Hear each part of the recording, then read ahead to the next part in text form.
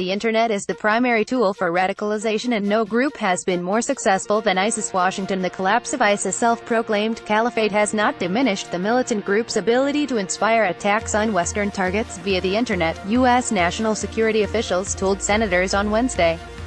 The Sunni Muslim extremist group has been building its external operations over the past 2 years and has claimed or been linked to at least 20 attacks against Western interests since January, said Laura Shiel, acting director of intelligence at the National Counterterrorism Center.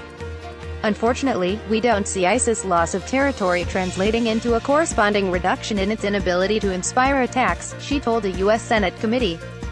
ISIS' capacity to reach sympathizers around the world through its robust social media capability is unprecedented and gives the group access to large numbers of HVEs, Shiel said, using the government's acronym for Homegrown Violent Extremists.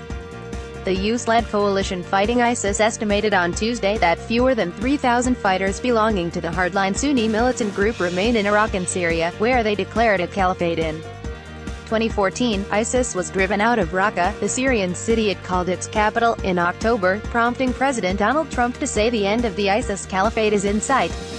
Yet the elimination of the physical caliphate does not mark the end of ISIS or other global terrorist organizations, said Mark Mitchell, acting Assistant Defense Secretary for Special Operations Low-Intensity Conflict. As ISIS loses territory, it will become more reliant on virtual connections, he said, and continue to inspire stray dog attacks by vulnerable people. Senators questioned the security officials about U.S. efforts to fight online recruitment of potential extremists.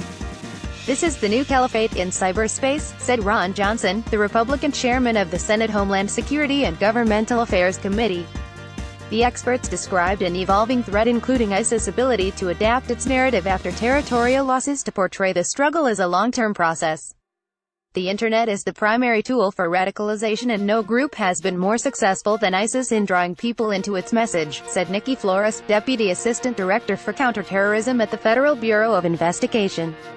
In a possible reference to Trump's use of Twitter, Democratic Senator Kamala Harris asked Flores, has the FBI examined the role that social media posts or videos from our own government officials affect the online recruitment tactics used by ISIS? The answer was no. Copyright Thomson Reuters 2017. This story has not been edited by NDTV staff and is auto-generated from a syndicated feed.